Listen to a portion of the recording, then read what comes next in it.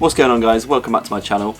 I hope you're all having a great day. Now, in today's video I'm going to be going over all the different investment accounts available within the UK that will allow you to invest money into the stock market. Now, all these options are offered by most reputable investment brokerages within the UK, so I'll be going over how they all work, what the main differences are, and hopefully making it a bit easier for you to work out which one might be best for you if you are new to investing and you want to start putting money into the stock market.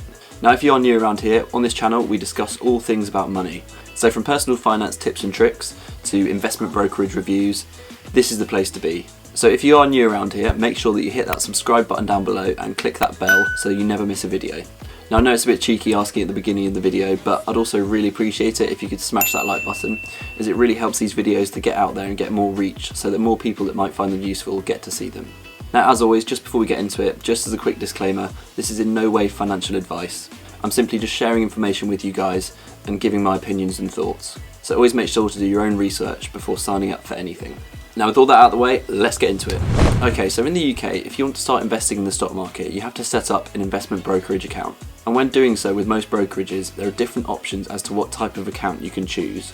So in today's video, I'm going to be going over the different types of accounts available and outlining the differences so you can hopefully work out which one might be best for you. Now, usually determining which account is best for you depends on your own situation and your own circumstances, and also what you're looking for within an investment account, as there are different accounts that are targeted at more short-term investments and others that are more of a lifetime savings plan. So each of the product types have their own advantages and disadvantages, and sometimes it can be quite an easy decision as to which one's right for you. However, sometimes there's a bit of crossover which makes it a bit less straightforward, so I'll be explaining the differences and hopefully making it a bit easier for you guys.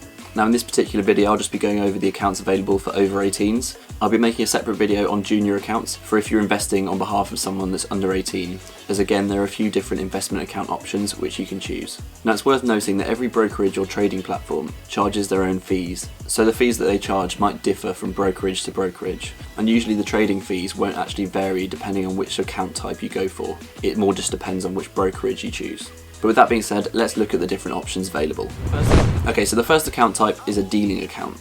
Now, depending on which brokerage or investment platform you're using, they might have a slightly different name. So I've seen them called dealing accounts, trading accounts, or basic investment accounts. But they're all the same thing, and they're basically just a bog standard investment account which allows you to invest in the stock market. Now, the main advantage of a dealing account is the flexibility that they offer.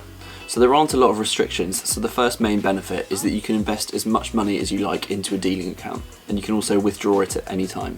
You can also set up as many dealing accounts with different brokerages as you like, so this can be useful if you want to try out a new platform, or maybe an investment that you're looking for isn't offered by your current brokerage.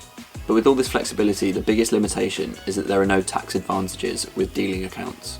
So what I mean by this is that actually all your investments, when you sell them for a profit, are subject to capital gains tax. However, that being said, you're entitled every year to a capital gains tax allowance. So in 2020, you're entitled to £12,300 of capital gains tax allowance, which means you can make this much profit every single year without actually having to pay any capital gains tax.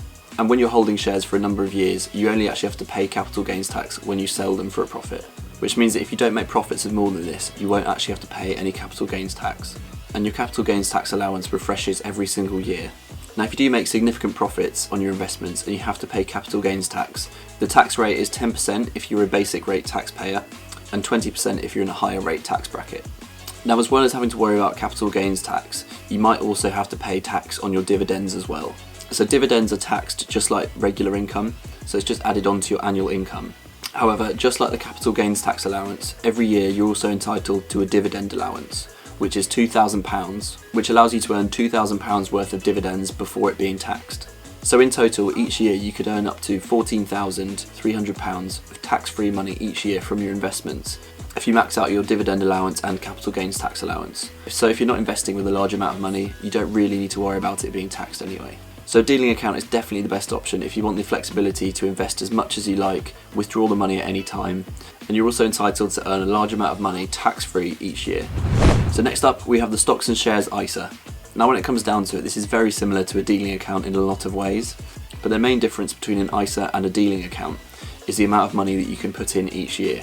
So with an ISA, you're limited to depositing £20,000 each financial year, and this includes any other ISAs that you do have.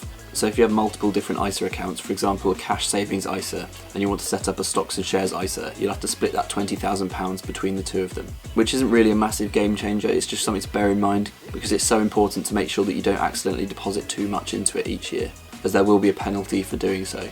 But with this limitation of how much money you can deposit in a year, there are actually really good tax advantages. So actually all your investments will be completely free of capital gains tax when you sell them for a profit. And this is also the same for dividends as well. So if you go over your dividend allowance, you're still not going to have to pay income tax on the dividends that you've earned. Also with a stocks and shares ISA, much like a dealing account, you're free to withdraw the money at any point tax-free. So really an ISA is the best option if you want to take advantage of those tax benefits and you want to avoid your profits being taxed at all.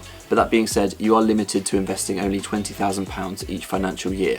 So in reality, it might actually take you a number of years of depositing £20,000 each year into your ISA to actually be able to take advantage of those tax benefits. So it's definitely a great option if you want to think long term and you're planning to save a lot of money each year to invest. But if you have a significant amount of money that's too high to put straight into an ISA, you'll probably have to set up a dealing account as well and then slowly drip feed the money from the dealing account into the ISA, so you can take advantage of those tax benefits in the future. Okay, so next we have the lifetime ISA. So a lifetime ISA is a bit more complex than a standard dealing account and stocks and shares ISA. So what I mean by this is that there are a lot of restrictions put on a lifetime ISA as to what you can do. Firstly being, to be eligible for a lifetime ISA, you need to be over the age of 18 and younger than 40. And then you'll also be limited to depositing only £4,000 each financial year.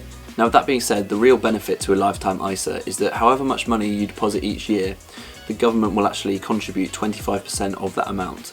So if you deposit £4,000 each financial year, the government will also deposit £1,000 into your account as well, which you're free to invest in what you like, and it just adds to your total account value. And just like an ISA, it comes with the same tax benefits, so you're never going to have to pay capital gains tax or dividend tax with investments made within a lifetime ISA. Now it all sounds amazing and it seems like a no-brainer to just deposit money and the government will give you an additional 25% of what you deposit. But there are a lot of catches that you need to be aware of with a lifetime ISA. Now the first major catch with a lifetime ISA is that you can't actually withdraw the money until the age of 60, or alternatively if you're using the money to buy your first home. And if you want to withdraw the money for any other reason, you'll be charged an eye-watering amount of 25% for doing so, which is basically to compensate for the 25% contribution from the government. And it also means if you set up a lifetime ISA and end up not using it in the way you intended and have to withdraw the money, you'll actually end up losing money. So for example, say you set up a lifetime ISA and deposit £4,000 in your first year, the government gives you an additional £1,000, so your total account value is £5,000, and then you decide to withdraw it, you'll be charged 25% on that £5,000, which means you'll be deducted a total of £1,250, which puts you at a £250 loss, assuming you've not invested and made any profits on that money. Another thing that's really important is that you're not actually going to be able to deposit any more money once you reach the age of 50, which means you'll no longer be able to get the 25% contribution from the government as well. So you'll then just have to sit and wait until you reach the age of 60 to be able to withdraw the money. Now one final thing that's worth considering with a lifetime ISA is that because it's a form of ISA account, the £4,000 that you can put in each year will also contribute to the £20,000 that you can put into any of your other ISA accounts. So if you have a lifetime ISA which you deposit £4,000 into each year, you'll only be able to deposit £16,000 into your regular ISA, which again is just something to bear in mind. So with a lifetime ISA, it's a really great option if you're intending to use the money to buy your first home, or also as a very long-term investment option, where you'll be able to receive a lot of extra money from the government. But that being said, it's so important to be very careful with a lifetime ISA to make sure that it is actually what you're looking for, as it is a really big commitment if you're not using the money to buy your first property, and you just want to make sure that you don't get exposed to that early withdrawal fee.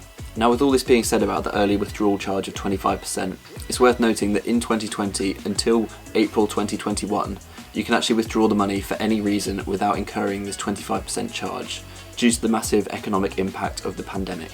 But following April 2021, it will revert back to the standard 25% early withdrawal charge.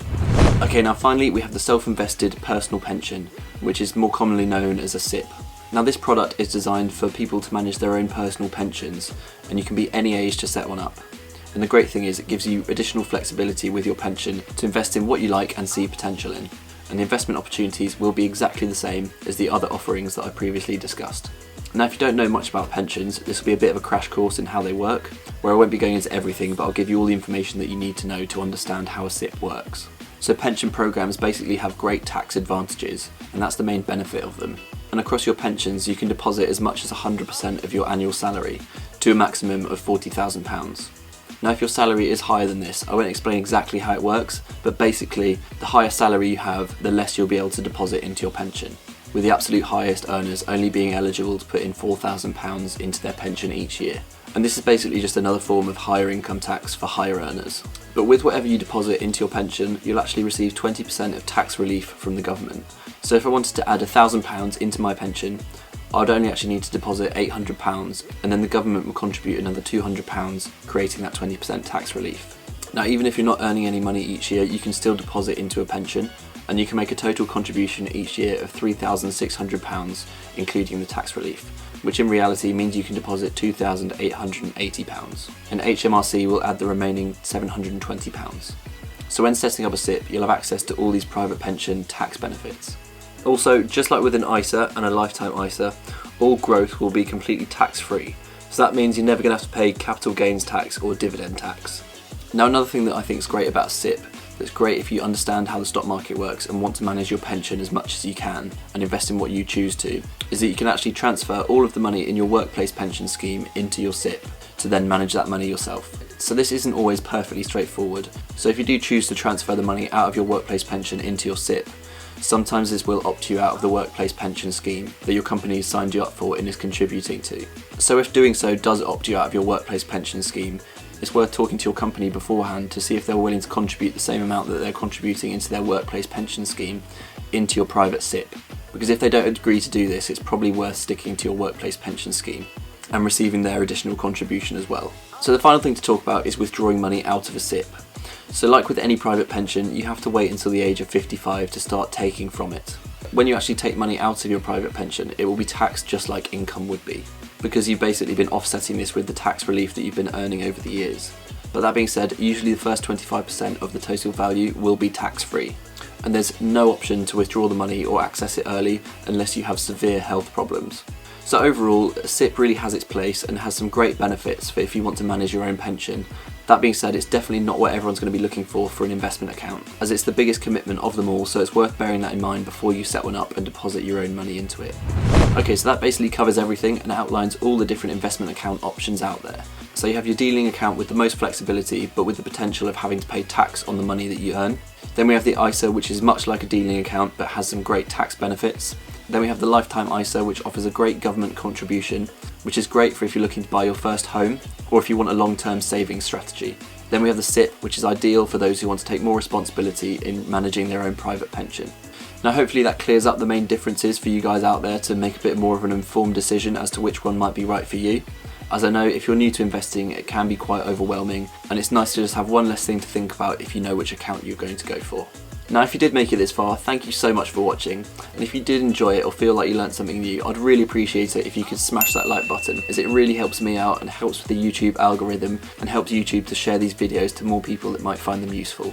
Now if you are interested in money, personal finance and investing, this really is the place to be. So if you haven't already, make sure you hit that subscribe button down below and click that bell so you never miss a video. We're so close to 1,000 subscribers now, so I really hope we can get more of you guys to stick around.